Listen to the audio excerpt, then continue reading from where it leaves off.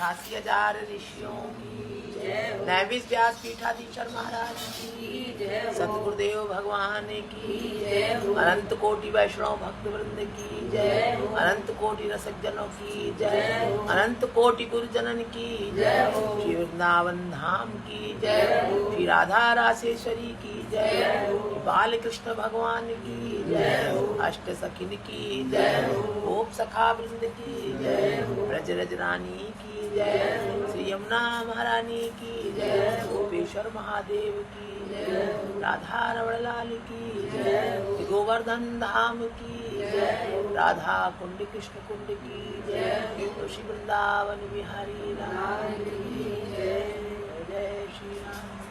भक्त माल की जय हो, श्रीमद् भागवत महापुराण की जय हो, श्री कृष्णचंद्र भगवान की जय। सर्वधर्मान् परित्यज्य मामेकं शरणं व्रज, अहं त्वा सर्वपापेभ्यो मोक्षयिष्यामि मा शुचः। अनन्यास् चिन्तयन्तो मां ये जना पर्युपास्ते, तेषां नित्याभियुक्तानां योगक्षेमं वहाम्यहम्। मन्मना मद्भक्तो मध्याजी मां नमस्कुरु, मामे वैस्य सत्यम देवी दाने प्रियोसी में। हरे कृष्ण। ओम नमो भगवते वासुदेवाय, ओम नमो भगवते वासुदेवाय, ओम नमो भगवते वासुदेवाय, ओम नमो भगवते वासुदेवाय, ओम नमो भगवते वासुदेवाय, ओम नमो भगवते वासुदेवाय, ओम नमो भगवते वासुदेवाय, ओम नमो भगवते वासुदेवाय, ओम नमो भगवते वासुदेवाय, ओम नमो भगवते वासुदेवाय। तुलसी वृंदावन बिहारी की जय। सुखदेव जी की जय हो।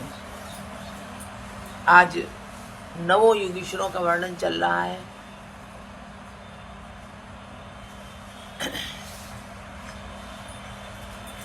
तीन अवस्थाएं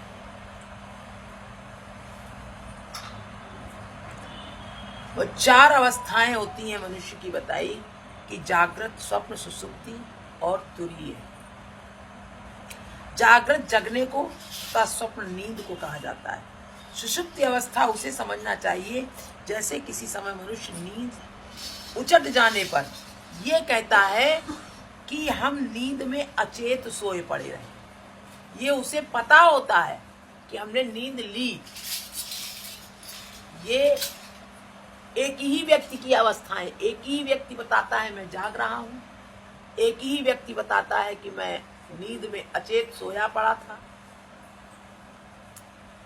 और स्वप्न अवस्था नींद को कहा जाता है। जो सो रहा है, उसने जो कहा मैं सो गया, तो ये स्वप्न अवस्था है। जो उसने स्वप्न कुछ देखता रहा, सोता रहा, वही व्यक्ति कहता है मैं जाग रहा था, मैं सो रहा था, मैं अचेत सो गया, होश ही नहीं रहा कहाँ पड़े हैं।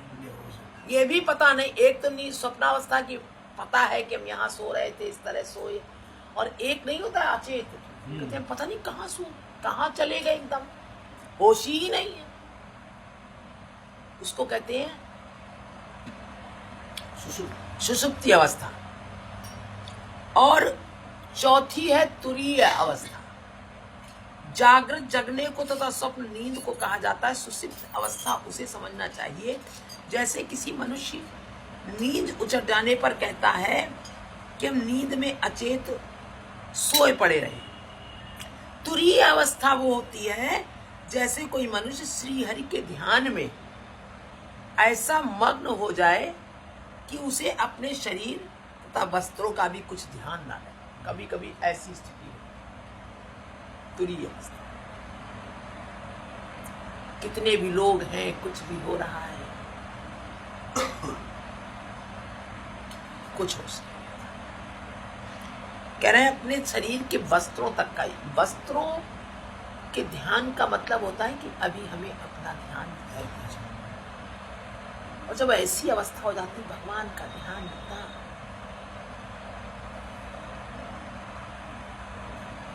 ऐसा हो जाता है, सामने बैठा है कोई, कितने लोग आए, कितने चले गए, उसको कोई नमस्कार करके चला गया, कि आंखें दिखा के चला गया, कि झनक पटक के चला गया, बहुत प्रेम कर लिया, क्या वस्तु उठा के ले गया, क्या वस्तु ले गया उसके साथ। बड़ी बड़ी अप्सरा उसके सामने खड़ी है, ब्रह्मा विष्णु महेश भी खड़े हैं कि नहीं, उसे कुछ जग रहा है परंतु उसे होश नहीं। प्रगाढ़ चिंतन, प्रगाढ़ चिंतन, मस्त ये तुरीय अवस्था। और तुरीय अवस्थाएं ऐसी भी हो जाती है इतना होश नहीं रहता, लेकिन उस अवस्था में जब उससे कोई आत्मचिंतन की कोई बात करता है तो बिल्कुल उसी अवस्था में जो सिद्धावस्था होती है, जो लोग ठीक ठीक बात करते हैं ना, ध्यान कहते हैं, ध्यान में थे महात्मा जी, ध्यान में थे, उन्होंने हमसे ऐसा बोला।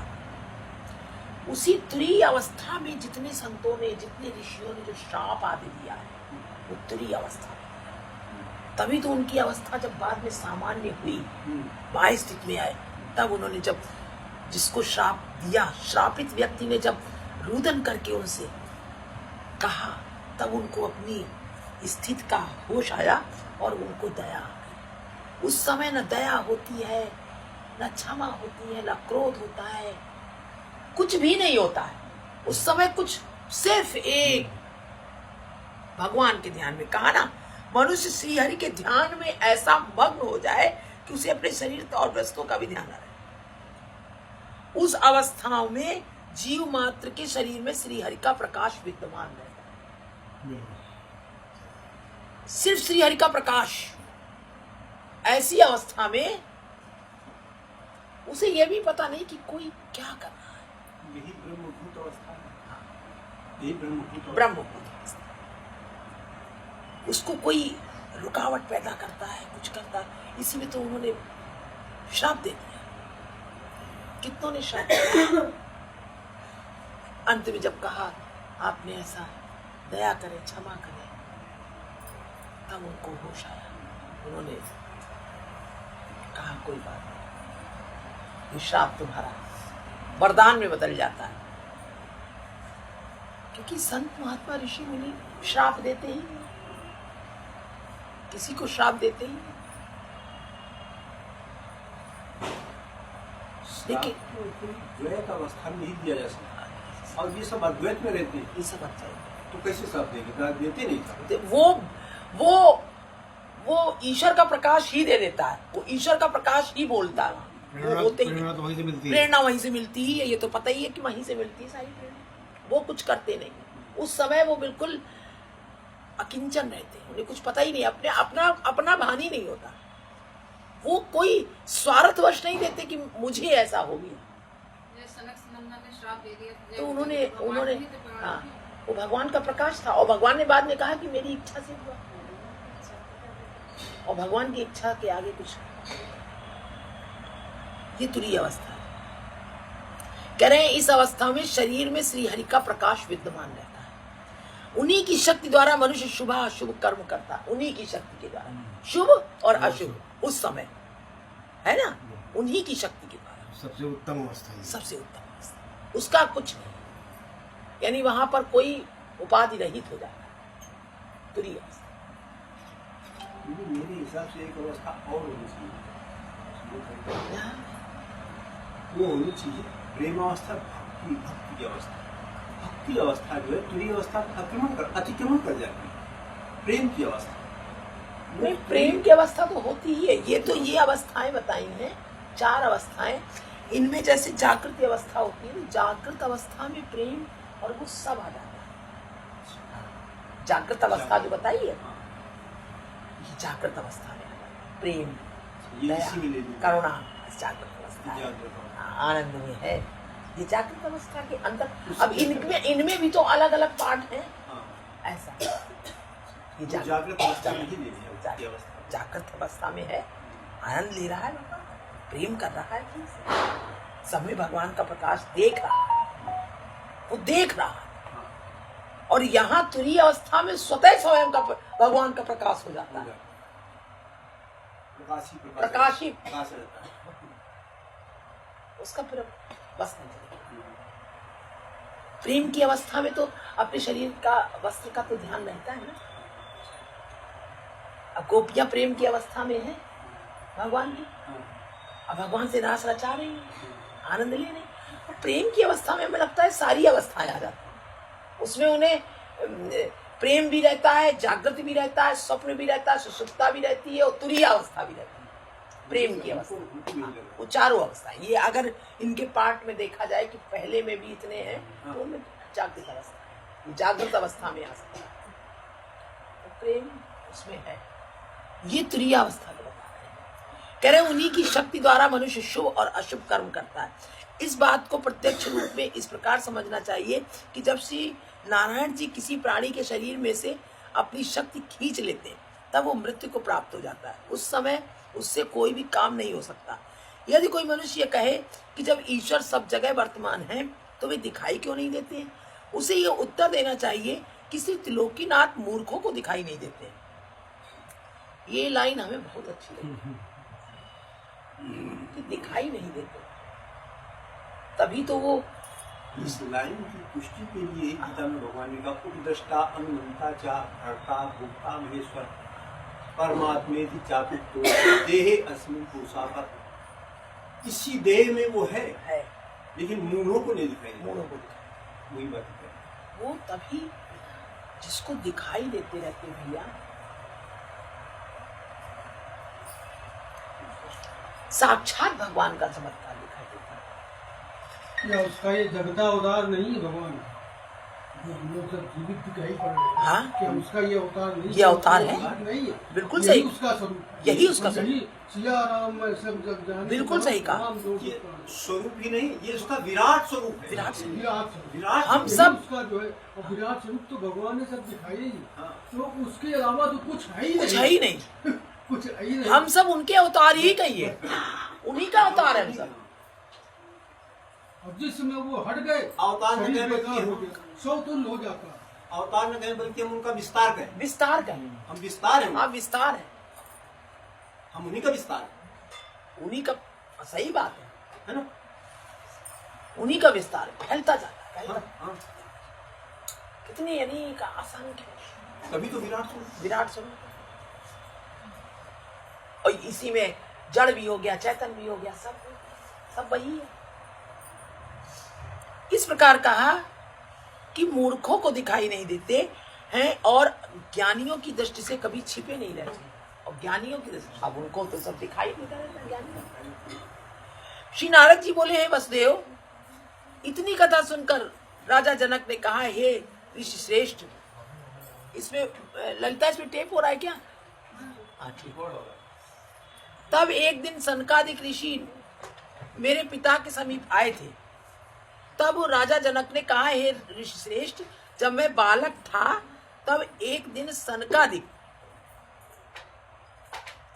ऋषि मेरे पिता के समीप आए थे।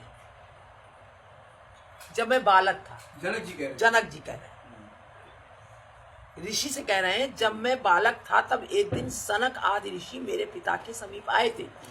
उस समय मैंने उनसे पूछा था कि हे प्रभु, भक्ति तथा तपस्या किस प्रकार करनी चाहिए? भक्ति और तपस्या किस प्रकार करनी चाहिए? इतने सुंदर सुंदर प्रश्न किए हैं। इसीलिए हमको श्रीमद् भागवत में 9 योगीश्वरों का बहुत कोई शंका रह ना जाए। और प्रश्न। हाँ नीचे बेटा, बस ठीक है।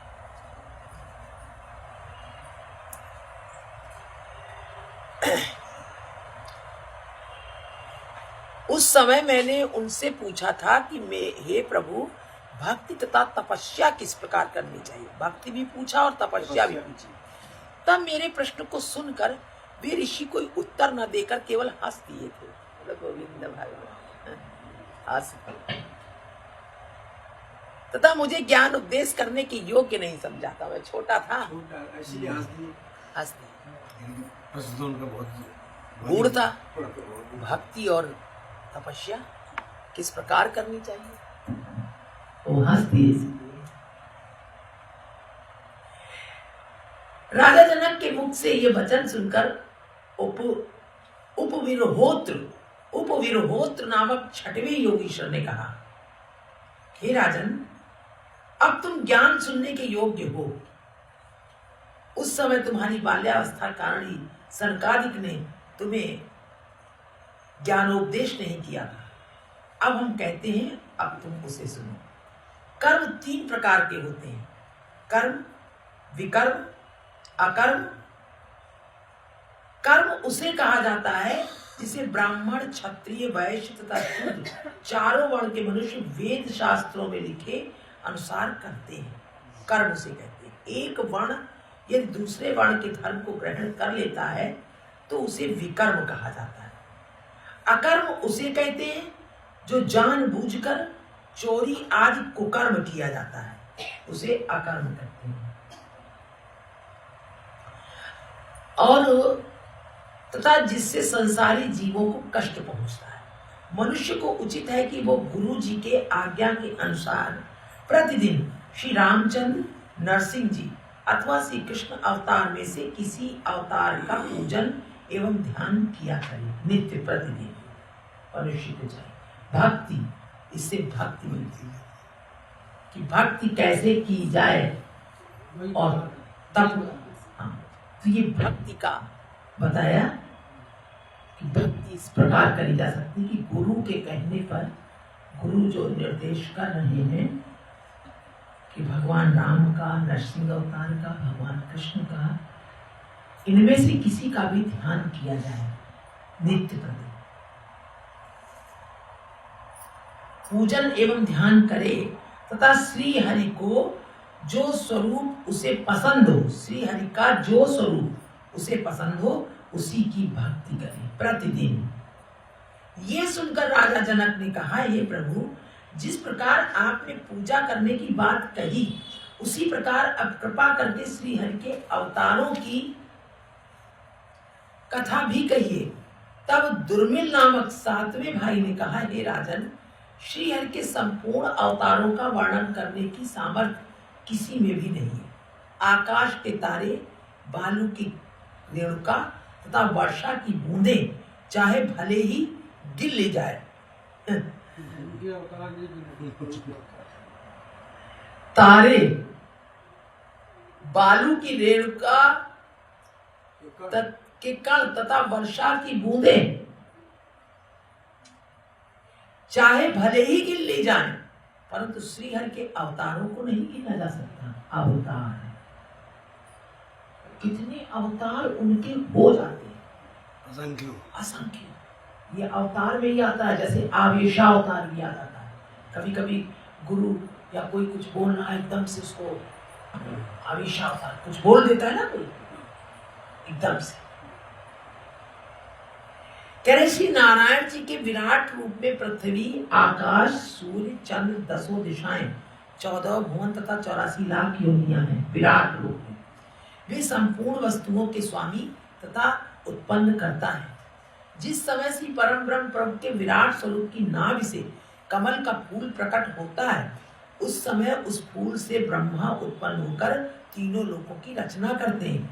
श्री हरि नर नारायण का अवतार लेकर बद्री केदार में बैठे हुए केवल इसीलिए तपस्या करते हैं जिससे संसारी मनुष्य उन्हें तप करते हुए देखकर स्वयं भी तप करें तथा भाव सागर से पार उतर जाए, इसलिए तप करते हैं बद्री केदार में जाकर के।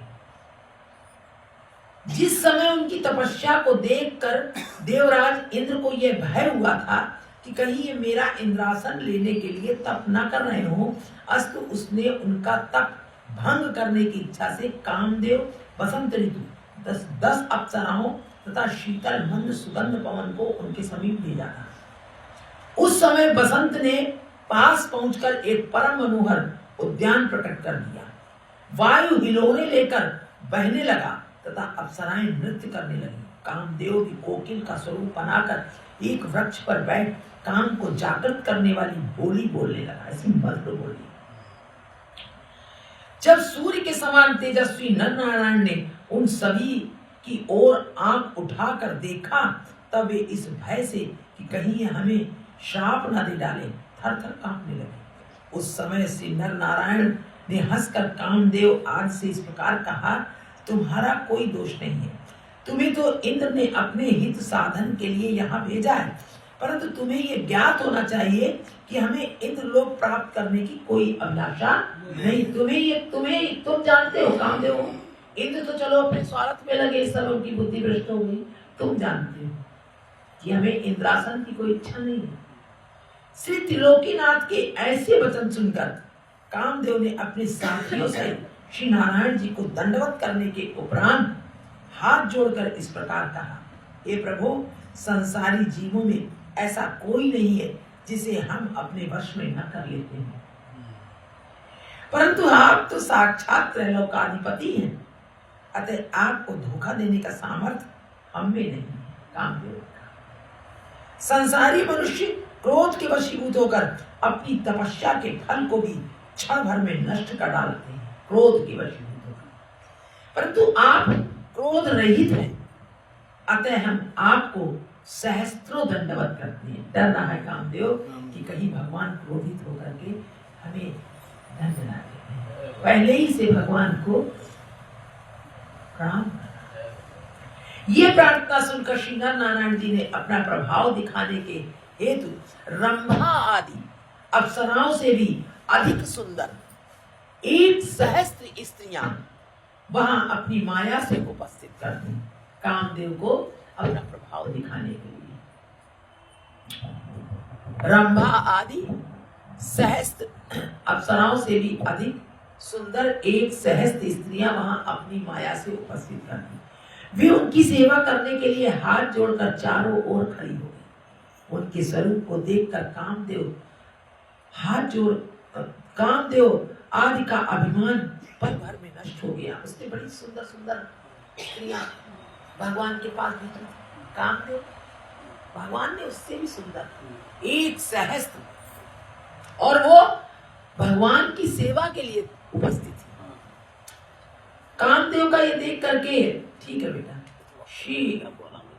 उस समय श्री नर नारायण ने कामदेव से अभिमान नष्ट हो गया तथा वे परस्पर इस प्रकार कहने लगे कि ऐसी सुंदरियां तो हमने इंद्रलोक में भी नहीं देखी। और इंद्र सोच रहे थे हमारा सिंहासन, अरे भगवान तुम्हारा सिंहासन लेके क्या करेंगे, देखो क्या है वहां पर। इसी तरह भक्त सांसारिक वैभव लेकर क्या करेगा, देखो उसके पास क्या है। भगवान ने, उन्होंने हरिदास जी ने दिखाया था बादशाह को क्या है हमारे पास। इसी तरह भक्त ये सब लीलाएं करी है भगवान। एक सीढ़ी भी नहीं बनवा सकते, नहीं बनवा सकते है। भगवान भक्त के पास क्या है तुम कैसे देख पाओगे। तुम्हारी तो चक्षुओं में माया का चश्मा लगा हुआ है, तुम उसको भिखारी देखते हो, तुम उसको क्या देखते हो, तुम भगवान को क्या देख रहे हो। इंद्र ने क्यों भेजा, इंद्र का मतलब बार बार कहते हैं जहां इंद्र आता है वहां इंद्रियों का विलास समझना चाहिए। वहां यही समझना चाहिए कि संसारी जीव एक भक्त को क्या समझ सकते हैं। भगवान भक्त का स्वरूप है। यहाँ इस दृष्टांत से यही बताया जा रहा है कि तुम उसके ऐश्वर्य को कैसे देख पाओगे। भगवान दिखा रहे हैं। उस समय श्री नर नारायण ने कामदेव से कहा, तुम इन सुंदरियों को इंद्रलोक में ले जाओ। भक्त के पास जो है, इसीलिए भक्त के पास बड़ा बड़ा बादशाह भी आकर के नतमस्तक हो जाता है, दंडवत हो जाता है, उसके पास कुछ नहीं बचता। संसारी प्राणी के पास भक्त को देख करके कुछ नहीं बचता उसके पास। इसलिए देखा है कि बड़े बड़े वैभवशाली अगर भगवान के भक्त के सामने आ जाते हैं तो वहां माया चलती नहीं। उतनी देर तक वहां पर उनका जो स्वभाव होता है वो प्रणाम करना, नमस्कार करना, वहां पर वो अहंकार कर नहीं पाते, क्योंकि ये भक्ति का प्रभाव होता है। उस समय श्री नारायण ने कामदेव से कहा, तुम इन सुंदरियों को इंद्रलोक में ले जाओ। कामदेव बोला, हे महाप्रभु, यदि स्त्रियां इंद्रपुरी में गई तो वहां सब देवता इन्हें पाने के लिए परस्पर लड़ उठेंगे, क्योंकि कभी देखा सुना है नहीं, भूखे की तरह झपटने लगेंगे। जैसे कोई भूखे को देखती हो, मिल जाती, कैसे कहते हमें मिलाओ, हमें मिलाओ, हमें मिलाओ, बेचारे जुट जाते हैं, उसी तरह झपटने लगे, लड़ उठेंगे। अतः आप इन्हें यहीं रहने दीजिए। भगवान ने कहा वहां बहुत युद्ध हो जाएगा, वहां काट हो जाएगी आपस में, प्रभु आप यहीं रहने दीजिए। कामदेव कह रहे हैं। तब नारायण ने कहा, इनमें जो स्त्री सबसे अधिक कुरूप हो उसे ले जाओ।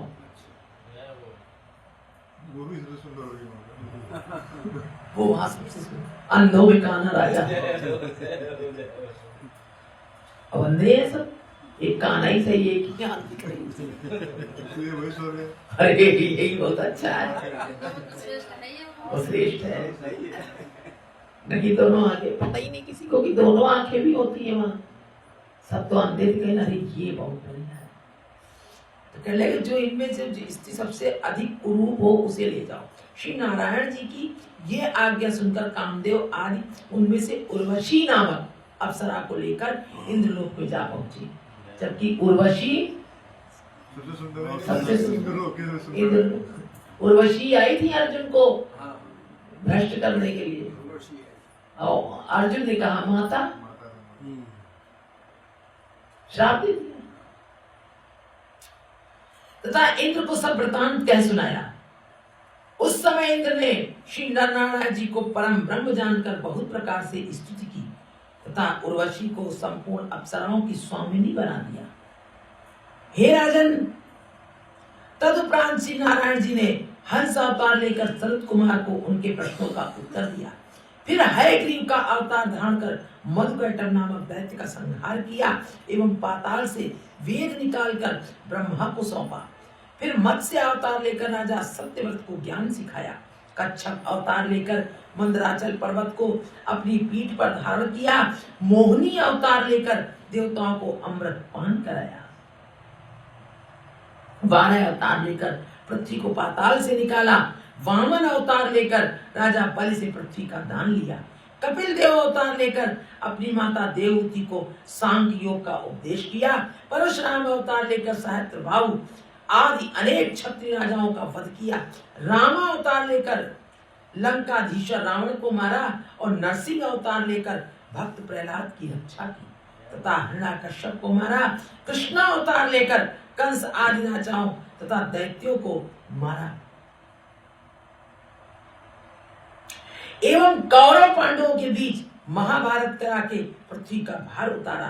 बुद्ध अवतार लेकर दैत्यों को यज्ञ करने से रोका। कलयुग के अंत में जब धर्म का लोप हो जाएगा उस समय से नारायण जी निष्कलंक अवतार लेकर सतयुग के धर्म की पुनः स्थापना करेंगे। श्रीहरि के इन अवतारों में से जिस किसी स्वरूप पर मन लगे उसी का पूजन एवं ध्यान करने वाले मनुष्य को संसार में मनोरथ एवं अंत काल में मुक्ति की प्राप्ति होती है। इतनी कथा सुनकर राजा जनक ने कहा, हे योगीराज, जो मनुष्य श्री नारायण जी के ध्यान एवं स्मरण से विमुख रहते हैं, ध्यान और स्मरण से विमुख रहते हैं, वे मृत्यु के पश्चात किस दशा को प्राप्त होते हैं? मृत्यु के पश्चात भगवान का ध्यान और स्मरण इतना आसान नहीं है। पूर्ण रूप से भगवान का ध्यान बहुत मुश्किल में हो पाता है, जो मगन हो जाए जी उसी डूब जाए।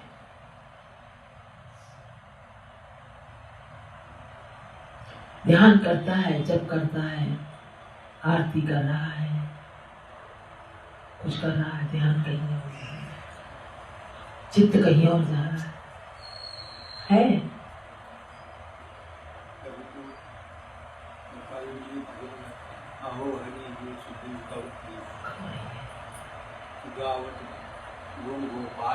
निरंतर आंसू बहाई है, अहो हरि ओहो।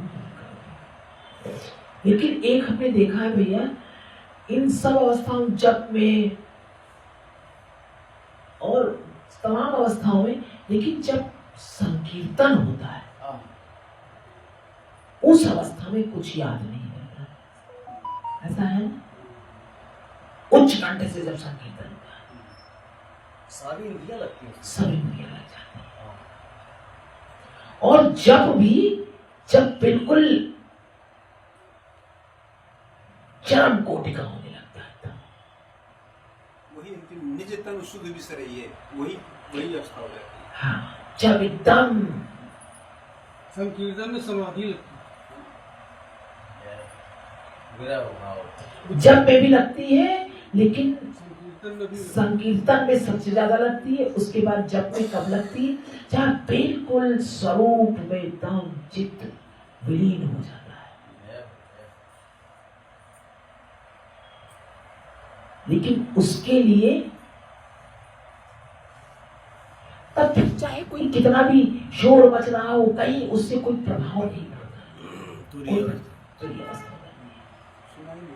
कुछ सुनाई ही नहीं देता कोई क्या बोल रहा है, कहाँ क्या हो रहा है।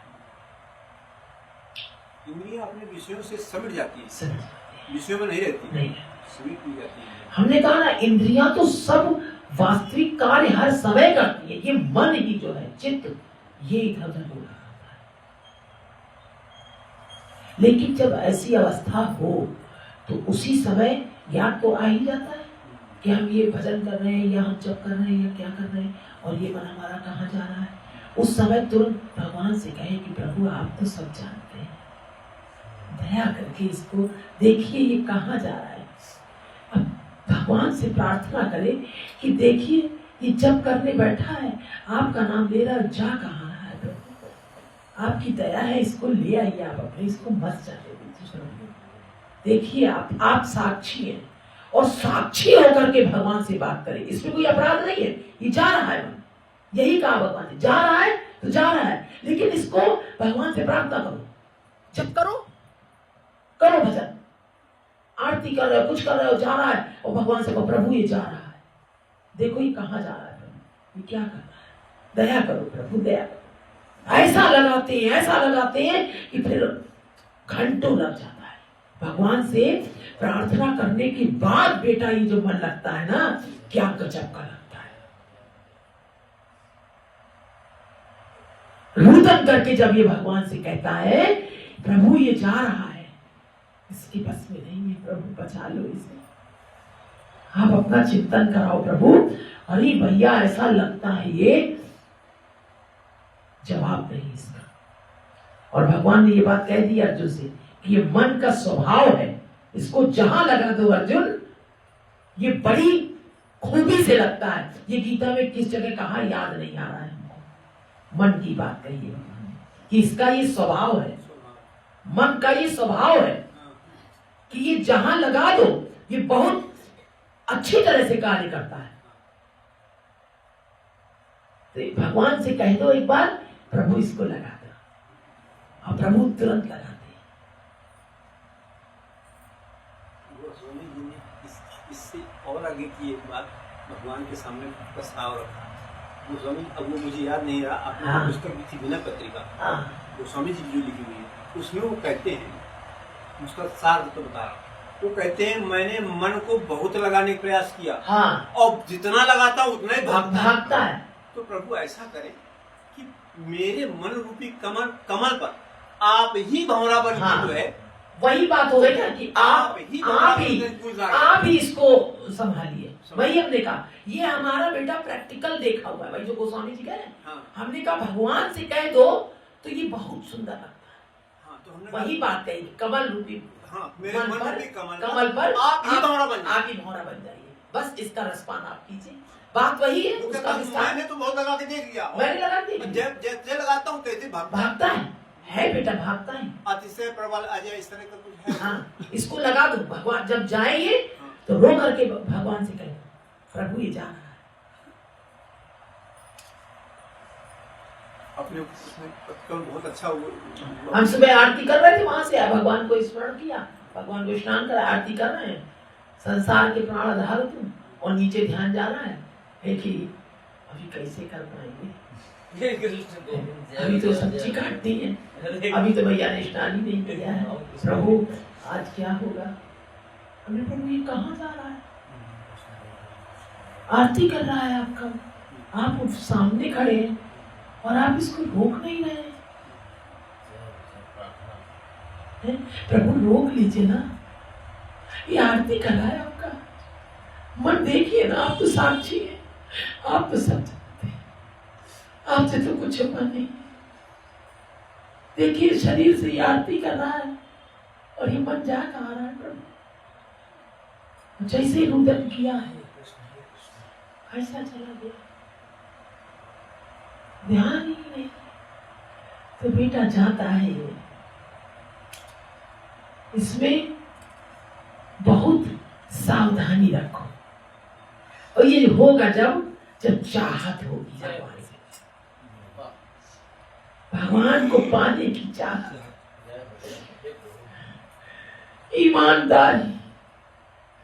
ईमानदारी से जब भजन करना चाहिए तब होगा। किसी से कहने सुनने से कोई मतलब नहीं है, कोई हमें जान ले कोई ना जाने, लेकिन जब हृदय में ईमानदारी होगी तब अपने आप प्रभु लगा देंगे। बस कह दो प्रभु देखो ना कहाँ जा रहा है। वही तुलसीदास जी कह रहे कि बहुत लगा के देखा, जैसे जैसे लगाता हूँ वैसे वैसे भागता है। आप देखो इसको, वही है कि मेरे हृदय कमल पर भौरा बन के आप इसका रसपान करो, आप ही इसको देखो। ये हमारा बेटा बहुत अभ्यासित है और दिल घबराने लगता है जिस समय ये मन नहीं लगा, एक पल के लिए भी रास्ते में चल रहे हैं, देख रहे इधर उधर, किसी समय किसी क्षण माने प्रभु कहाँ चला गया था, हरि प्रभु ऐसा कैसे हो गया? हर क्षण इसको ऐसा लोलुप बना दो कि ये भगवान को ही देखता है, भगवान के गुणों को, भगवान की जो लीला चरित्र हैं जिनको भक्तों के साथ बैठ करके श्रवण किया है उन्हीं का ये चिंतन करता है। बाकी कार्य भाई तुम्हारे को सब निपटा देंगे, उनकी चिंता मत करो, चिंता तुम प्रभु की करो। कल परसों का हमने बताया था कि हम कैसे आए थे, ऑटो में रात हो गई थी, कल और 15 मिनट और लेट हो गए। ठीक उस दिन 11:15 पे निकले थे, कल 12 बजे निकले, 12:05 पे पार्लर से। और सोच रहे हैं, वो कह रही है देखो दीदी बहुत देर हो गई आंटी, हमने कहा परेशान मत हो, प्रभु कुछ ना कुछ करेंगे, उन्हें पहले से पता है, उन्होंने इंतजाम करके रखा है।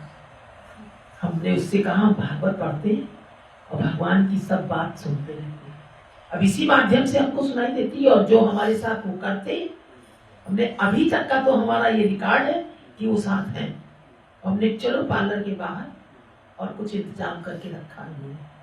और बेटा वास्तव में बता रहे हैं 12:05 था, बाहर निकले हैं, पान लिया, 2 कदम चले, रोली वाले की दुकान नहीं ज्वेलर्स की, बस उसी के सामने एक ऑटो ससराता हुआ आया और वही वाला स्पीड तेज वाला, ये रिक्शा भी नहीं था, स्पीड तेज वो आया।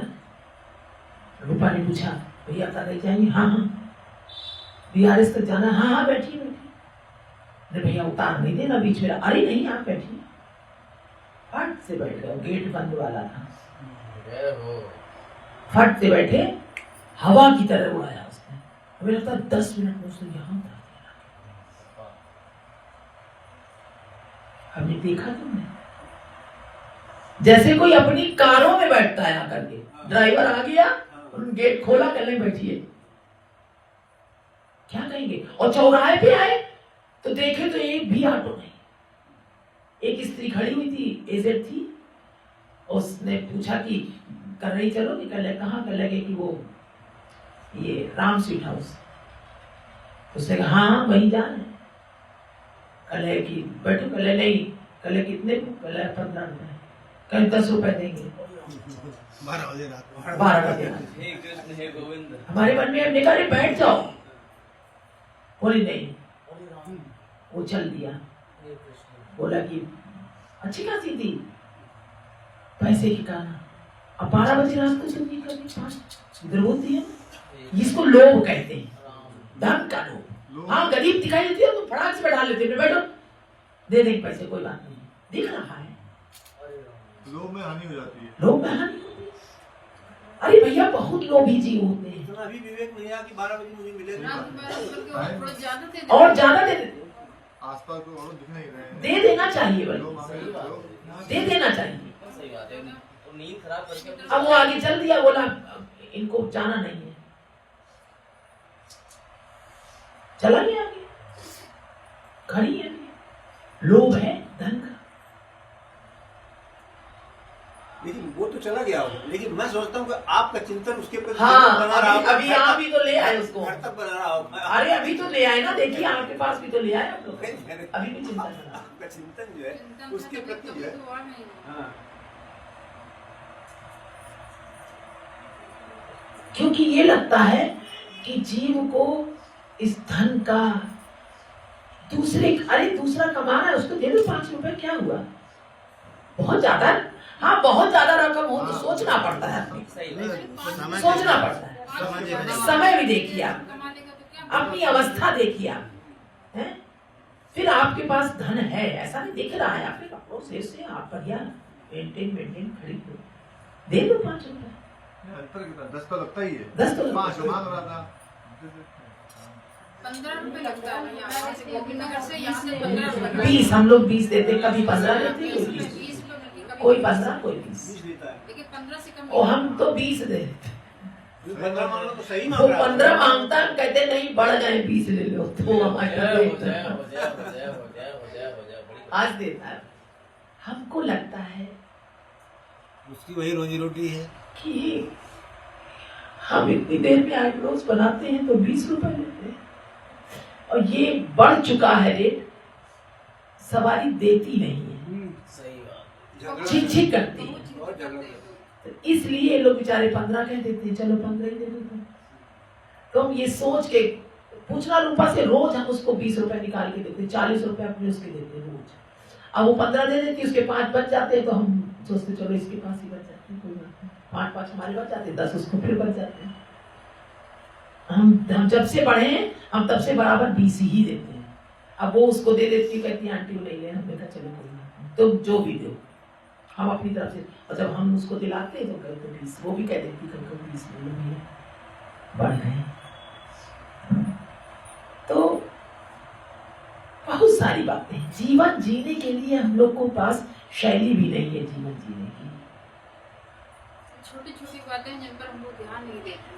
जीव ये छोटा छोटा धन को बचाता है, बहुत कृपण, इन्हीं को कृपण कहते हैं। ये ऐसे हमने बहुत से ऐसे जीव देखे, पूरे जीवन इतना बचाते हैं, इतना भैया लोभ करते हैं, अपने जीवन को ठीक से नहीं जी पाते, नहीं जी पाते। कहा गया है कि धन को बचा बचा के रखते हैं। अच्छा वो प्लानिंग करते हैं कि आगे चल के ये करेंगे, आगे चल के वो करेंगे। अरे क्या भरोसा है, तुम्हारा शरीर बीच में छूट गया, नहीं कर पाते, नहीं कर दूसरा ही लाभ लेता है। दूसरा लाभ लेता है, वो अपने ही लिए करते हैं। इतना बचाएंगे कि खा भी नहीं पाएंगे ढंग से, घर में किसी को दे नहीं पाएंगे, कपड़े भी नहीं पहनते ढंग के। कपड़े नहीं पहनते, और पैसा खूब है, पता भी नहीं चले। और फिर कभी ऐसा पैसा निकालेंगे कि अच्छा खर्चा पैसे वाला नहीं कर पाएगा ये काम। कहां से इतना आ जाता है धन? अपने बच्चों के लिए, अपने परिवार के लिए, उसको केवल इसलिए रखते हैं, किसी पे नहीं खर्च कर सकते। इतना 60 साल की उम्र हो गई है, बहुत से जीव ऐसे हुए जीवन में, तो ये अच्छा नहीं है, ये जीवन जीने की शैली नहीं है। ये सब भक्ति में नहीं आता है, और भक्ति हो भी नहीं पाती इस तरह से। इस प्रकार करें उत्पत्ति श्री नारायण जी की इच्छा से होती है। मृत्यु के पश्चात सबका जीवात्मा श्री हरि के स्वरूप में ही मिल जाता है। मृत्यु के पश्चात भी सबकी जीवात्मा जो है वो श्री हरि में मिल जाती है। अतः मनुष्य को उचित है कि वो उन्हें तीनों लोगों की उत्पत्ति, स्थिति एवं विनाश का कारण जानकर दिन रात उन्हीं की सेवा में लगा रहे तथा उनकी प्रार्थना करता हुआ ये कहता रहे कि हे प्रभु, आपके भजन के प्रताप से ही ब्रह्मा, शिव आदि देवताओं को वरदान तथा श्राप देने की सामर्थ्य प्राप्त हुई है। उनमें जो सामर्थ्य प्राप्त हुई है वो आपकी कृपा से। वरदान और श्राप देने, वो आपके प्रताप से। अभी हमने इसकी पहले हम लोग चर्चा कर रहे थे ना कि बगैर भगवान की इच्छा से कोई श्राप और आशीर्वाद भी नहीं दे सकता।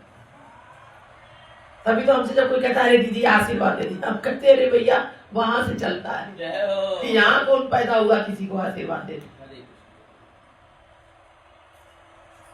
वो अपने आप मिलता है आशीर्वाद, दिया थोड़ी ना जाता है कि ले ये दे दिया हमने, उस लायक बनो तो वो अपने आप मिलता है।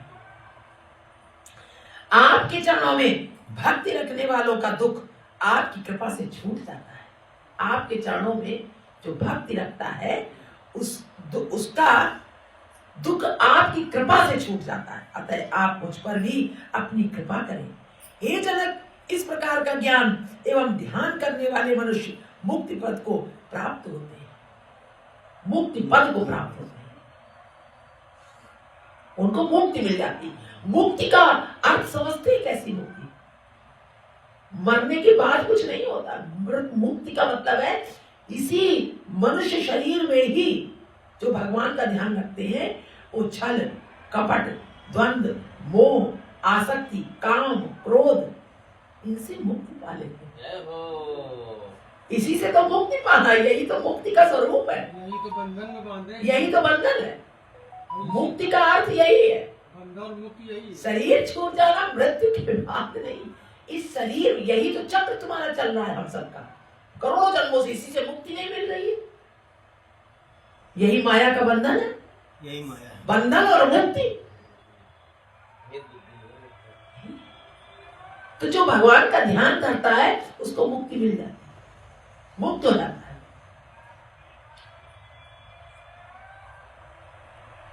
अब कल ऊपर कह रही कि मेहंदी में 12 बजा बेटा, बहुत लेट हो गए, जल्दी जल्दी हमने उसके लगाने देखा, हमारी कोई बात नहीं, इसको ले चलते साथ में, तो इसलिए ऐसा थोड़ा लगता है। और उससे कह रहे हैं और मन में सोच रहे अरे तुम 50 का न्याय ले जाओ तो भी तुम्हारे कोई आंच नहीं आएगी, सब भगवान के ध्यान में चले जाएंगे। और ऐसा बैठाला कि कोई दूसरा तीसरा नहीं बैठा हमारे उसके अलावा, रात्रि में सब चलते, कोई तीसरा नहीं, हम 2 बैठे। बता दो जैसे अपनी गाड़ी होती है आनंद। और एक सवारी मिली, बोल कहा है BRS अच्छा, वो भी BRS, तो उसको आगे बैठा लिया, पीछे नहीं बैठा। तो भगवान को हर समय स्मरण, मुक्ति मिल जाएगी, मुक्त हो जाओ। इसी को जीवन मुक्त कहते हैं। एक मुक्त होता है, एक जीवन मुक्त होता है। जीवन जीते ही उसको मुक्ति, और मुक्ति जीवन जीते ही मिलती है प्यारे, अनुभव होता है उसका। जब तक अनुभव नहीं हुआ तो मुक्ति कैसी? मुक्ति का भी तो अनुभव होता है।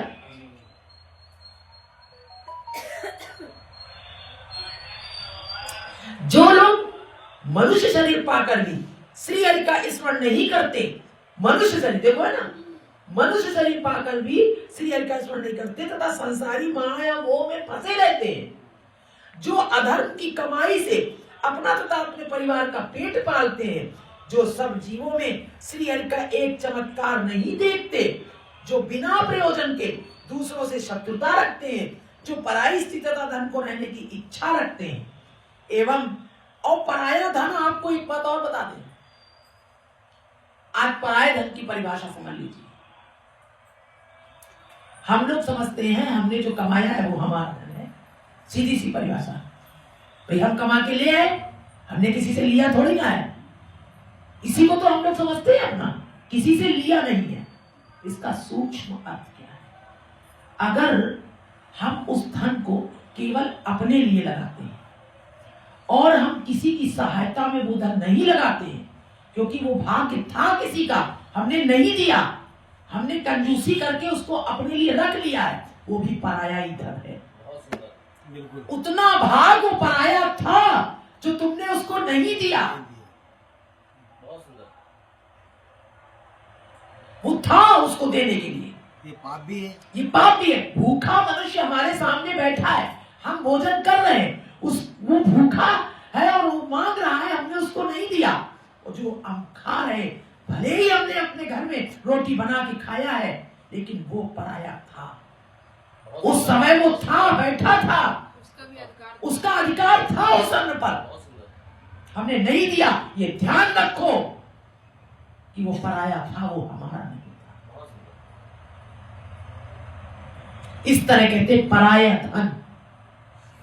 हम लोग समझते हैं ये हमने, इसलिए जो कंजूस, जो कृपण होते हैं, कंजूसी करते हैं जीवन भर, सारा धन कमाया, उसको बचा बचा के रखा। सारा ये बचाते कैसे? भाई बच तभी पाएगा ना। हमारे सामने जब बहुत सारे जीव आते, हम नहीं दे रहे तभी तो बच पाएगा, नहीं तो अपनी आवश्यकता और दूसरों की आवश्यकता में इसी में खर्च हो जाता है। बचाते हैं, थोड़ा बहुत बचाते हैं, लेकिन पूरी कृपणता से एकदम बचा लेना, ये पराया धन है। उसमें तमाम जीवों का अंश होता है बेटा। इसी तरह हिंसा के लिए कहा गया है कि हिंसा केवल ये मत समझो कि हम मांस इत्यादि नहीं खाते, किसी का वध नहीं करते, किसी को दुर्वचनों के द्वारा किसी को दुख पहुंचाना, ये बहुत बड़ा वध है। मार देना, मार डाला हमने, ये हिंसा के बराबर से बड़ा है। वाणी के द्वारा जो दुर्वचन बोलते हैं, क्रोध करके बोलते हैं, अंदर कपट करके किसी को टेढ़ी आंख देखते हैं अंदर अंदर, ये बहुत बड़ी हिंसा है। समझ लीजिए, पराया धन और ये हिंसा, इनके दो आंतरिक स्वरूप हैं जिससे हम लोग बच नहीं पाते।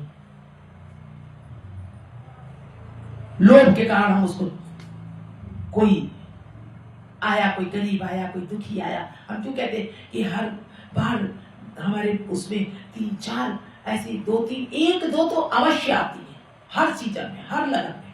आज दीदी में गोपी गीत पढ़ रहा था, तो जो हिंसा की बात कर रही है, एक बड़ी अच्छी चीज गोपी गीत में आई। गोपियां कहती है कृष्ण जी से उलाहना देती है, क्या नेत्रों से मारना बद नहीं है? बहुत सुंदर। बड़ा गोपी गीत में आप पढ़िए तो सही नहीं। क्या नेत्रों से मारना बद नहीं, वो कृष्ण जी से कहती है, उलाहना देती है। क्योंकि वो उनके स्वरूप को देख करके वो मर गई, यानी अब उनकी सारी इंद्रियां भगवान के स्वरूप में हमने चली। सोचा देखिए ये भी एक हिंसा का स्वरूप, हिंसा सही बात। ये भी एक हिंसा। गोपी क्या बात नहीं है? आपने हमें मार डाला जिंदा, हाँ गोपी गीत में है ये। बिल्कुल सही बात। आपने अपने वश में कर लिया है, हम अब कुछ कर ही नहीं सकते। हाँ, उन्हीं से पूछ रही है, क्या नेत्रों से मारना क्या बद नहीं है? वध है। इसी तरह से ये हिंसा है, इसी तरह से ये पराया धन है। हम समझते हैं हम तो अपना खा रहे हैं, अपना बचा रहे हैं, अपने लिए धन है, नहीं, हिंसा है। इसलिए भक्त जो होता है वो कभी भी, वैष्णव होते हैं कभी भी वो बचाते नहीं है, अपने लिए नहीं करते। उनके पास जो आता है वो जितना है अपनी औकात भर वो लगाते रहते, संग्रह हो ही नहीं पाता जीवन में। इसलिए ये हमने रोक करके बताया है, ये प्रैक्टिकल है सब। ये पराया धन है, हमेशा समझना ये पराया धन है। इस प्रकार जीव हिंसा एवं जो जीव हिंसा आदि कर्म करते हैं उनका कभी कल्याण नहीं होता है। ऐसे मनुष्य बहुत समय तक नरक का दुख भोगने के पश्चात पुनः 84 लाख योनियों में जन्म लेते एवं अनेक प्रकार के कष्ट उठाते, बहुत कष्ट उठाते हैं। जो मनुष्य अपने उत्पन्न करने वाले, पालन करने वाले तथा संहार करने वाले श्री हरि को नहीं पहचानता, उसे अधर्मी समझना चाहिए। जिस प्रकार पेट से पृथक हो जाने के पश्चात, पेट से अलग हो जाने के पश्चात मल मूत्र को अशुद्ध माना जाता है, जब तक पेट में है तब तक तो, अब क्या पेट में है और भगवान पाठ पूजन कर रहे हैं, सब कर रहे हैं, पेट में तो है, और जैसे ही वो अलग हो गया अब वो अशुद्ध हो गया। उसी प्रकार श्री हरि से विमुख रहने वाला मनुष्य स्थान भ्रष्ट होकर नरक को प्राप्त होता है। स्थान भ्रष्ट यानी जिस स्थिति में था वो उससे पतित हो गया। उससे पतित हो जाता है, फिर उसको दूसरी योनि प्राप्त होती है। जो ब्राह्मण अपने स्वार्थ साधन के लिए अन्य मनुष्यों को वशीकरण मार्ग तथा उच्चारण बताता है तथा मुक्त होने की राह नहीं दिखाता, उसे पाखंडी तथा अधर्मी कहना चाहिए।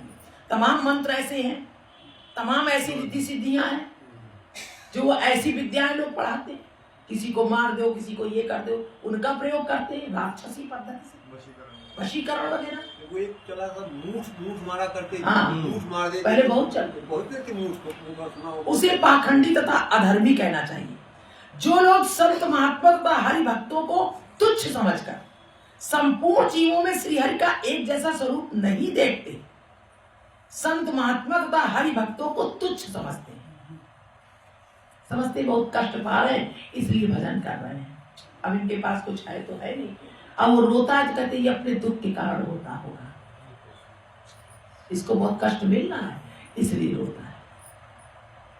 तो तुच्छ समझकर, हरि भक्तों को तुच्छ समझकर संपूर्ण जीवों में श्रीहरि का एक जैसा स्वरूप नहीं देखते तथा वेद के बताए हुए मार्ग पर न चलकर केवल अपना स्वार्थ साधन करते हैं। एवं जो लोग धन पाकर धर्म नहीं करते उन्हें अभागा तथा पापी जानना चाहिए।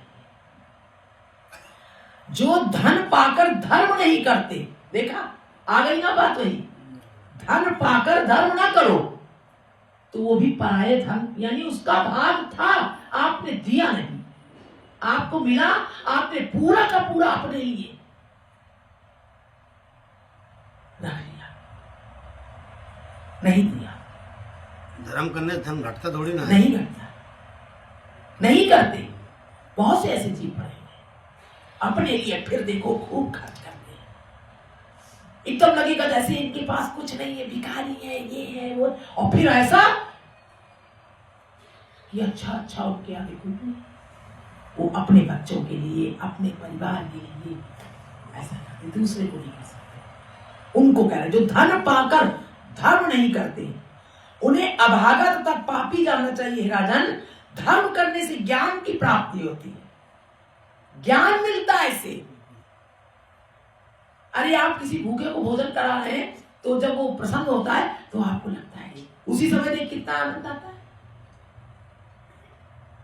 ज्ञानी तो है जो आनंद आ रहा है, तथा तृष्णाएं नष्ट हो जाती हैं, जो तृष्णाएं लगी हुई हैं, इच्छाएं नहीं नष्ट होगी।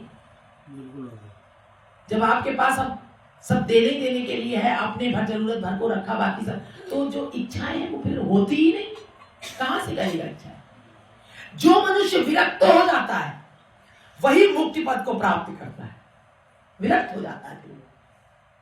जब तृष्णाएं नहीं रहती है संसार में बहुत कुछ पाने की तो मुक्ति को प्राप्त करता है। मृत्यु के समय स्त्री पुत्र आदि कोई भी अपने शरीर की रक्षा नहीं कर सकता। मृत्यु आती है तो कोई स्त्री, कह रहे स्त्री पुत्र आदि कोई जितने भी खड़े जिनके लिए हमने सब किया और लोगों का भाग खत्म करके सब अपने भोग के लिए हमने किया है, ये सब तो कह रहे ये सब कोई भी मृत्यु के समय कोई रक्षा नहीं कर सकते।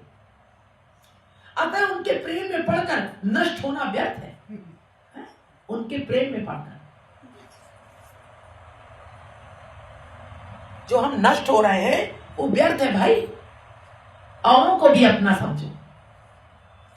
जो मनुष्य अपने शरीर को पुष्ट करने के लिए पशु पक्षियों को मारकर खाता है, दूसरे जन्म में वे ही पशु पक्षी उसे मारकर अपना बदला चुकाते हैं।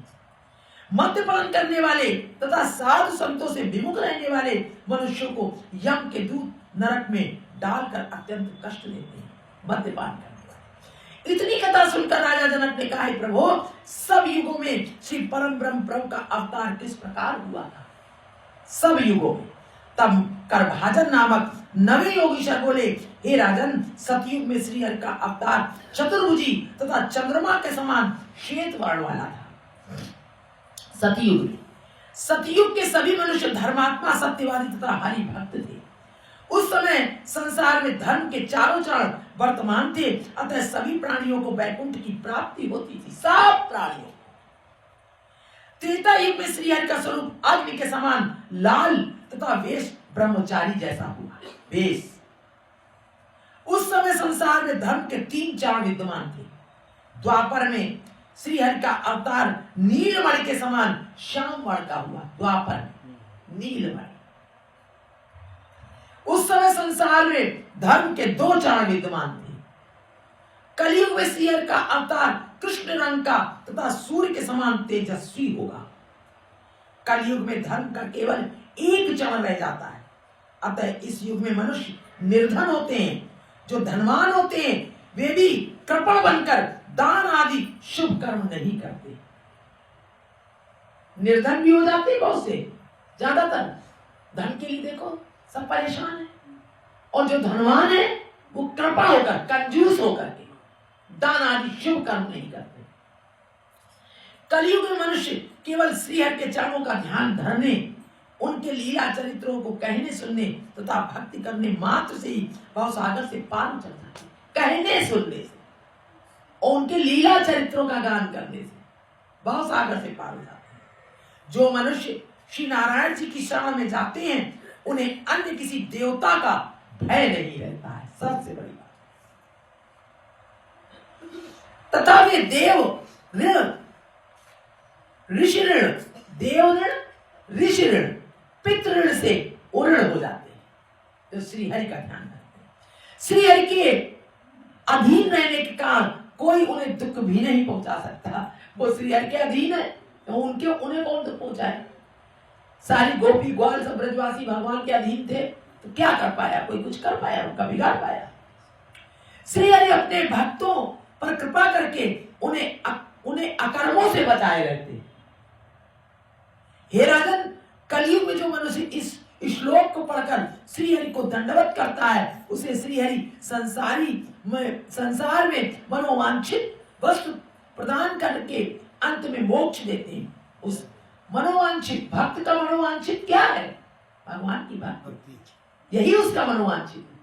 धन दौलत नहीं मांगता, उसको भूख देते हैं और फिर उसको मोक्ष दे देते हैं, मुक्ति भी दे देते हैं। उस श्लोक का ये अर्थ है, हे प्रभु मैं आपके चरण कमलों का ध्यान अपने हृदय में धरता हूँ। आपके चरणों का ध्यान धरने वाला परम भाग्यशाली होता है। यही तो उसका अभीष्ट है।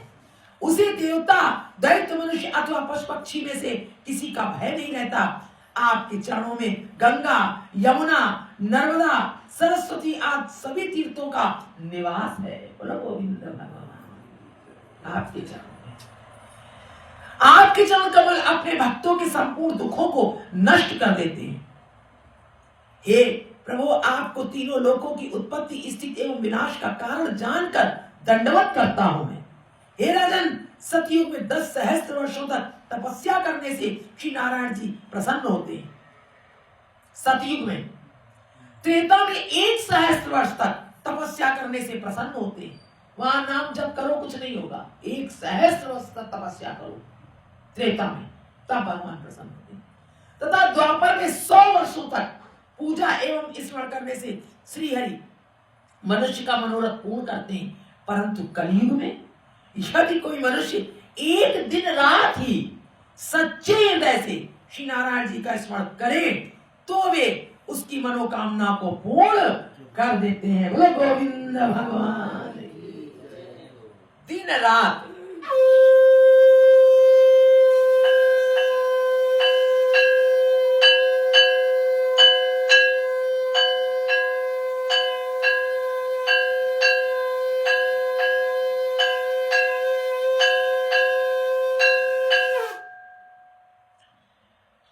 घंटे का हर नाम संकीर्तन कर लियो। जय हो, बड़ी कृपा।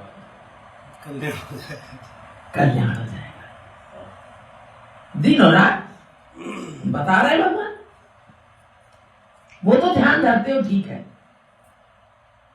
कलयुग के इन्हीं 2 गुणों के कारण उन्होंने इसको मारने से बचा दिया था। इसलिए यही 2 गुण थे विशेष, उन्होंने नहीं मारा था राजा परीक्षित। यही कारण है कि बड़े बड़े योगियों तथा ऋषि मुनियों की सदैव ये इच्छा बनी रहती है कि यदि हमारा जन्म कलयुग में भरत खंड के बीच होता तो हम थोड़े ही परिश्रम से श्री हरि की कृपा प्राप्त कर लेते। हे राजन, हमें इसी बात का आश्चर्य है कि कलयुग में मनुष्य ऐसे सहज प्राप्त श्री हरि का भजन एवं स्मरण भी नहीं करते। ये आश्चर्य की बात। ये आश्चर्य की बात। श्री त्रिलोकी नाथ जी ने गीता में अपने मुख से ये कहा है कि जो व्यक्ति स्वयं को मन वचन तथा कर्म से मुझे सौंप देता है उसके सभी भय तथा क्लेश दूर हो जाते हैं। इतनी कथा सुनाकर नारद जी बोले, वसुदेव जी, इस प्रकार उन 9 योगीश्वरों ने जब राजा जनक को ज्ञान उपदेश किया तब राजा ने अत्यंत प्रसन्न होकर उनकी विधि पूर्वक पूजा की तथा परिक्रमा और स्तुति करने के उपरांत उन्हें विदा कर अपने हृदय से राज परिवार तथा धन के मद मोह को त्याग दिया। इतना सुंदर सत्संग सुना। अब जो मोह था वो नष्ट हो गया। उसी पुण्य के फल से वो सदैव वैकुंठ लोक में जा पहुंचे। अतः तुम भी इस ज्ञान पर विश्वास रखकर श्री हरि का भजन करो, उससे तुम्हारी भी मुक्ति हो जाएगी। हे वसुदेव, तुम्हारे घर में साक्षात श्री त्रिलोकीनाथ जी ने अवतार लिया है तथा तुम उन्हें प्राणों से भी अधिक प्रिय जानकर स्नेह करते हो। अतः तुम्हारी मुक्ति में कोई संशय नहीं है। ये कहां से बात चली थी? जब भगवान ने सोचा था कि अब वसुदेव जी देवकी जी के भी पास जाना चाहिए, परंतु मैं जाता हूं तो वो विश्वास नहीं करेंगे, इसलिए अब नारद जी को भेज दो। जब यदुवंशियों के लिए सोच रहे थे कि इनको भी नष्ट कर देना चाहिए, करवा देना चाहिए श्राप दिला, तब वसुदेव जी के पास उनका ध्यान दिया था, तब नारद जी को भेजा था। तब वहां से ये चर्चा चल रही। तो कह रहे अतः तुम्हारी मुक्ति में कोई संशय नहीं है। अब तुम उन्हें अपना पुत्र ना मानकर परम ब्रह्म प्रभु के रूप में समझो। उन्होंने पृथ्वी का भार उतारने के लिए तथा अपने भक्तों को सुख देने के लिए इसी पृथ्वी पर अवतार ग्रहण किया है। उनका दर्शन प्राप्त करने के लिए ही मैंने भी उनका दर्शन प्राप्त करने के लिए ही मैं भी यहाँ आता हूँ। इतनी कथा सुनाकर श्री सुखदेव जी का परिचित नारद जी के मुख से ये ज्ञान सुनकर वसुदेव तथा देवकी को विश्वास हुआ कि श्री मुरली मनोहर श्री हरि के अवतार हैं। तब वे दोनों श्री श्याम सुंदर के चरणों पर गिरकर पुत्र भाव त्याग उन्हें श्री नारायण जी मानकर भजने लगे। तदुपरांत नारद भी उनसे विदा होकर ब्रह्मलोक को चले गए। हे राजन, जो मनुष्य इस अध्याय की कथा को सच्चे मन से सुनेगा अथवा पढ़ेगा वो भी संपूर्ण पापों से छूटकर मुक्ति पद को प्राप्त करेगा। बोलो गोविंद भगवान की जय हो। आज की चर्चा यही। कल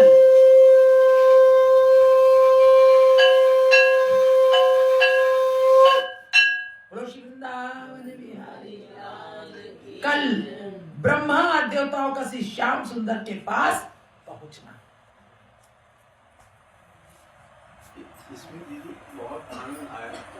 और ये लास्ट में जो प्रसंग आया कि पुत्र गंगा जाने में एक महात्मा ऐसे भी हुए नैमिषारण्य महाराज मनु ने जब भगवान से कहा तो उनकी 2 लाइनें सुनिए मानस की। वो क्या कहते हैं मनु भगवान से, भगवान है क्या कहते हैं, सुत विषय तो पद रति होई, मेरी रति सुत विषय करे आपको मैं पुत्र मानूं, मैं आपको पुत्र मानूं। देखिए मनु कह रहे हैं भगवान से कि मैं आपको पुत्र मानूं। मोहि बड़ मूढ़ कहे किन कोई, सुत विषय तो पद रति होई, मोहि बड़ मूढ़ कहे किन कोई। मणि बिनु फण, फणी कहते सर, मणि बिनु फण जिमि जल बिनु मीना, मम जीवन तिमि तुम ही अधीन। जैसे मणि के बिना फण व्याकुल, फणी सर्व व्याकुल, और जल के बिना मछली, इसी तरह से मेरा जीवन आपके अधीन रहे, लेकिन मैं आपको पुत्र मानूं, मैं पुत्र भी मानूं और आपके चरणों में मेरी, तो इसलिए लोग मुझे मूढ़ कहेंगे कि पुत्र भी मानता है और उनके चरणों में तो कहता है मोहि बड़ मूढ़ कहे कि सुत विषय तो पद रति होई, तुम्हारे चरणों में मेरी रति सुत विषय, मैंने आपको पुत्र मानता रहूं, याद है मैं आपको पुत्र मानता रहूं।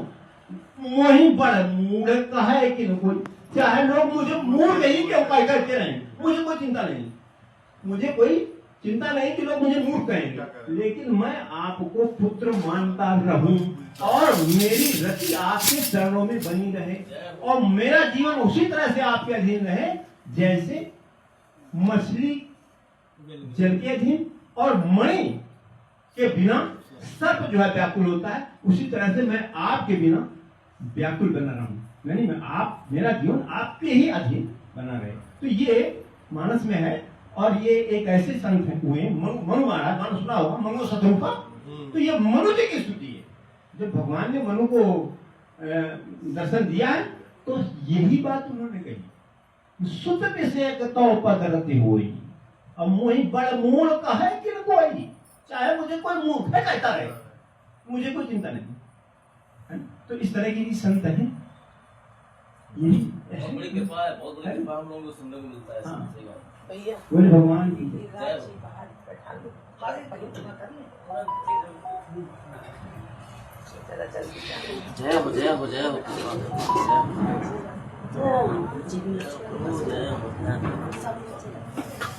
हरे कृष्ण नारायण हरि। जय राधे जय राधे जय श्री राधे जय कृष्णा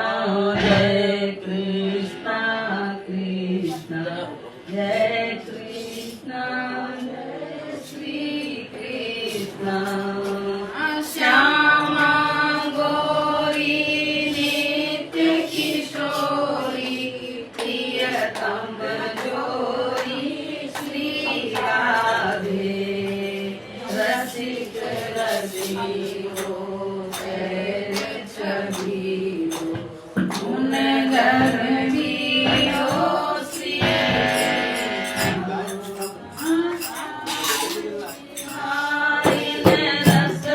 में सारिन प्रिय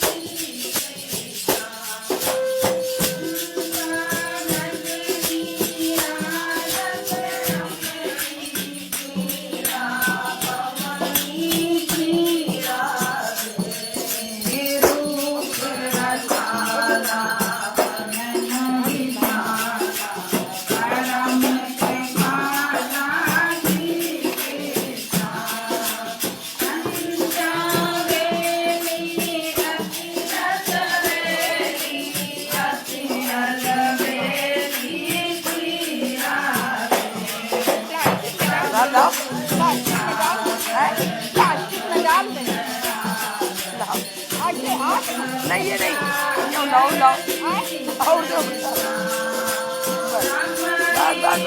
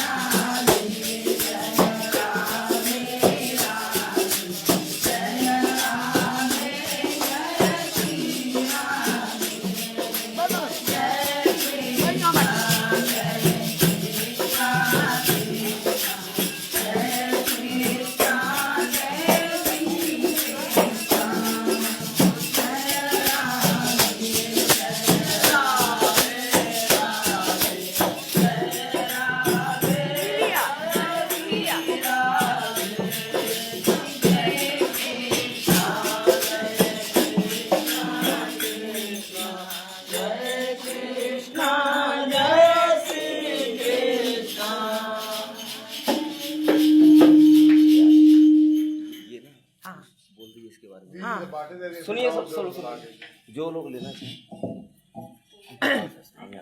श्री गोपाल सहस्त्र नाम, ये आप लोग अपने यहाँ जब समय हो भगवान का, अब सुबह तो चलो काफी काम रहता है, इसको नित्य पाठ किया करें। इसका पूरी श्रीमद् भागवत है इसमें। जय हो जय हो। श्रीमद् भागवत, कोई ऐसा प्रसंग नहीं बचा जो भगवान ने किया हो और गोपाल सहस्त्र नाम में ना हो। जय हो जय हो। संपूर्ण शास्त्र, संपूर्ण वेद, संपूर्ण श्रीमद् भागवत, संपूर्ण भाव, संपूर्ण देव, संपूर्ण शक्ति, संपूर्ण सृष्टि, जड़ एंड और चैतन्य, सब इसमें है। लेकिन इसको बहुत ध्यान से इसका अध्ययन करना होगा। अर्थ सहित है ये, जल्दबाजी ना करें। भले ही पूरा एक बार में ना पढ़ पाए, थोड़ा थोड़ा पढ़े, आदत बन जाएगी। फिर इसको अर्थ सहित पढ़े, बहुत आनंद। जिस अवस्था में हैं आप, वो अवस्था ही आपको दिखा देगा।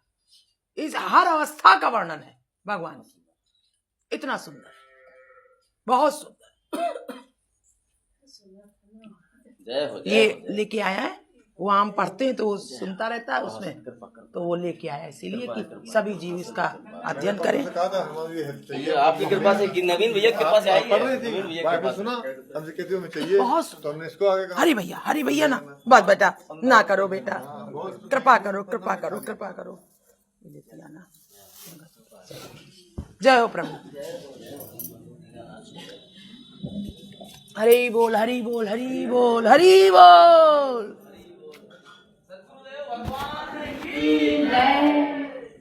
ऋषि वृंदावन की हरिलाल की। बेटा देखो किसका फोन है? फोन देखो, हमने लग रहा वहाँ ललिता का फोन। लीनो लंबो घूंघट मार बन गए ब्रज नारी। लीनो लंबो घूंघट गौरा के प्यारे भरतार बन गए ब्रज नारी। बन गए भरतार ब्रज नारी। बन गए ब्रज नारी, बन गए ब्रज नारी, बन गए ब्रज नारी, बच गए ब्रज नारी। लीनो लंबो घूंघट मार बन गए ब्रज नारी। घूंघट काल बच गए ब्रज नारी। गौरा के प्यारे भरतार बन गए ब्रज नारी। गौरा के प्यारे भरतार बच गए ब्रज नारी। नीले रंग की पहन मुंदरिया, नीले रंग की पहन मुंदरिया। चटकम चटकी ओढ़ चुनरिया, चटक मटक की ओढ़ चुनरिया। गर्दन में हरवा लटकाए बाहम चूड़ी खन के। गर्दन में हरवा लटकाए बाहम चूड़ी खन के। पहुँचन में सुंदर से कंगना, पहुँचन में सुंदर से कंगना। पावन पायल खन के ब्रज नारी। नूपुर पहनो तुरंत सवार बन गए ब्रज नारी। नूपुर पहनो तुरंत सवार बन गए ब्रज नारी। बन गए ब्रज नारी, बन गए ब्रज नारी, बन गए ब्रज नारी, बन गए ब्रज नारी। लीनो लंबो घूंघट मार बन गए ब्रज नारी। लंबो लीलो घूंघट प्यारी गौरा के भरतार बन गए ब्रज नारी। गौरा के भरतार बन गए ब्रज नारी। शीश फूल को बांधो गहना, शीश फूल को बांधो गहना। कजरारी कर लय दोनों नैना, कजरारी कर ले दोनों नैना,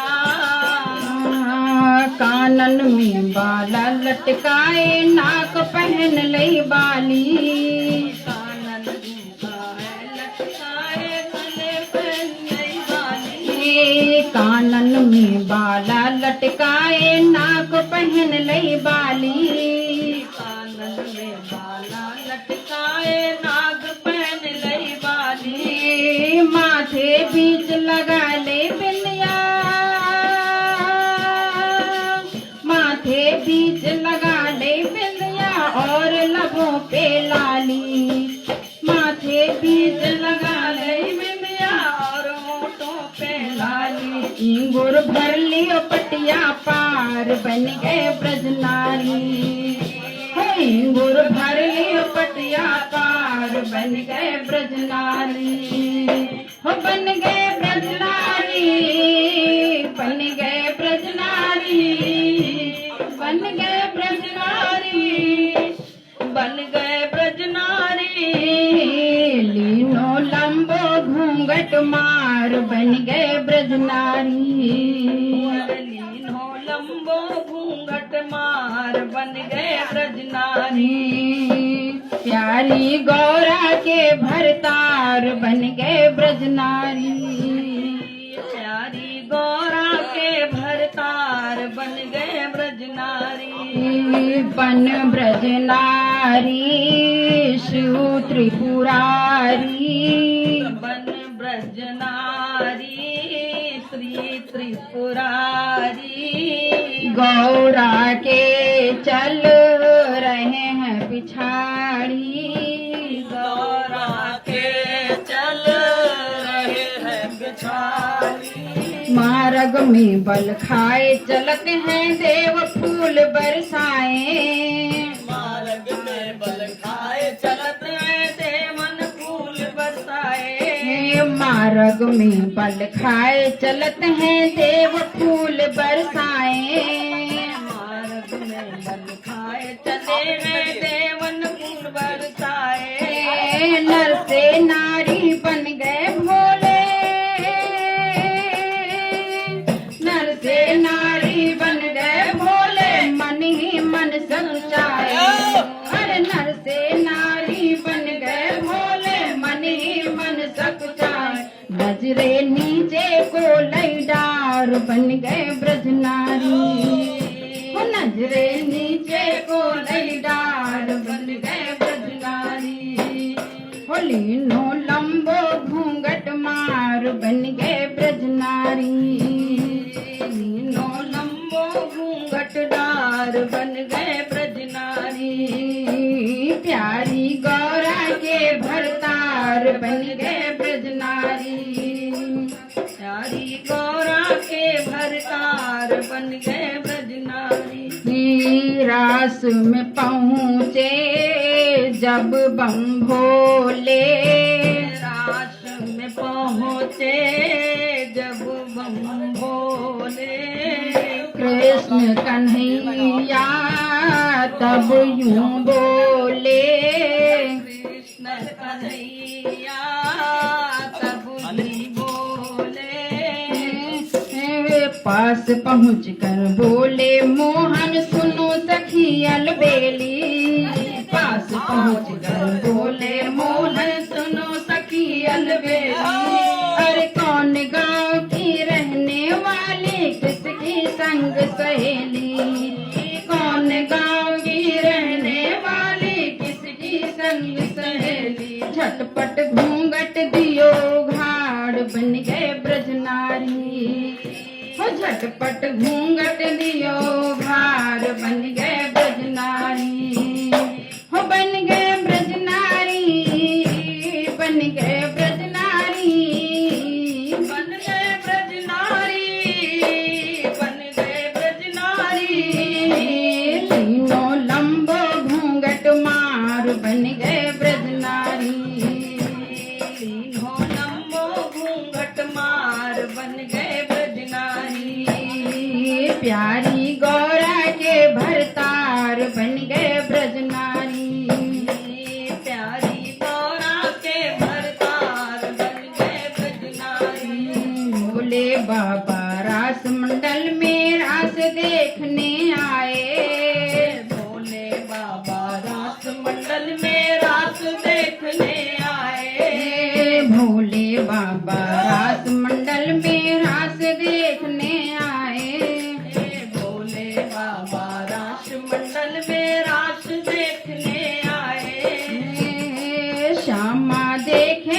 नजर पसार बन गए ब्रज नारी।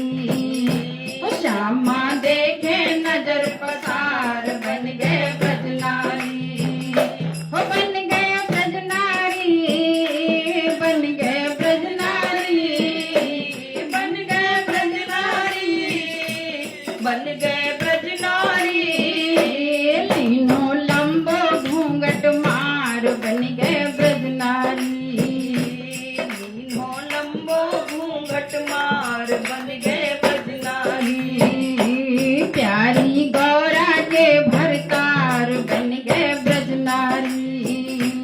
प्यारी गौरा के भरतार बन गए ब्रज नारी। प्यारी गौरा के भरतार बन गए ब्रज नारी। प्यारी गौरा के भरतार बन गए ब्रज नारी। लीनो लंबो घूंघट मार बन गए ब्रज नारी। लीनो लंबो घूंघटदार बन गए ब्रज नारी। बोलो गोपेश्वर भगवान की जय। बोलो रास मंडल की जय। जय जय श्री राधे। बोलो सद्गुरुदेव भगवान की जय। गोरी सखी की जय हो। हैं? हाँ। बोले शंकर जी गौरा से एक दिन, बोले शंकर जी गौरा से एक दिन, प्यारी मम्मी जनाना बनेंगे, प्यारी मम्मी जनाना बनेंगे। वृंदावन की सुहानी गलियां, वृंदावन की सुहानी गली में रास लीला चलेंगे, चलेंगे में रास लीला चलेंगे। बोली गौरा सुनो त्रिपुरारी, बोली गौरा सुनो त्रिपुरारी।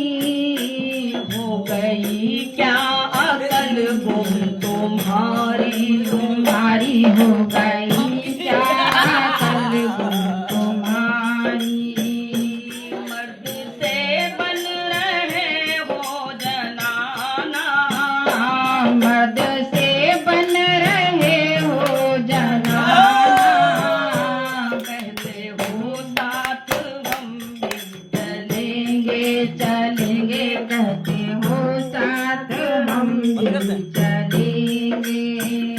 भूले करने लगे फिर तैयारी, भोले